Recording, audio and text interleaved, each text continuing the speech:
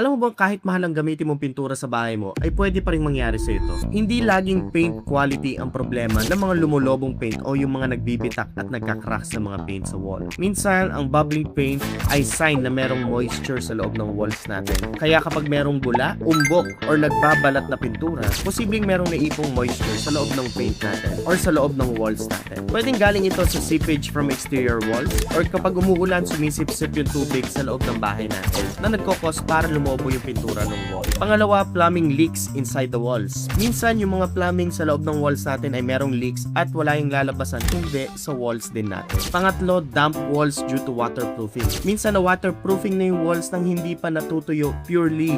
Kaya kapag uminit at nag-evaporate na ang tubig, wala itong lalabasan. Pang-apat, pure surface preparation bago magpintura. Hindi maayos ang preparation ng walls or yung mga layers ng paint before the actual top coat, pwede ka magkaroon ng problema. Kaya yung iba ang ginagawa nila, pinipinturahan na lang ulit nila yung wall without finding the moisture source. So magiging problema, babalik at babalik lang din yung bubbling. Kaya kapag kami nag-i-inspect, hindi lang namin tinitignan yung brand ng pintura. Tinitignan din namin yung proper application ng paint sa mga bahay. Kaya pro tip, hanapin mo muna ang source ng moisture. Dahil kung moisture ang tunay na problema, hindi repainting at solusyon. Leak correction or waterproofing repair ang kailangan. Again, this is Marty of Fill Inspect and your peace of mind is our priority.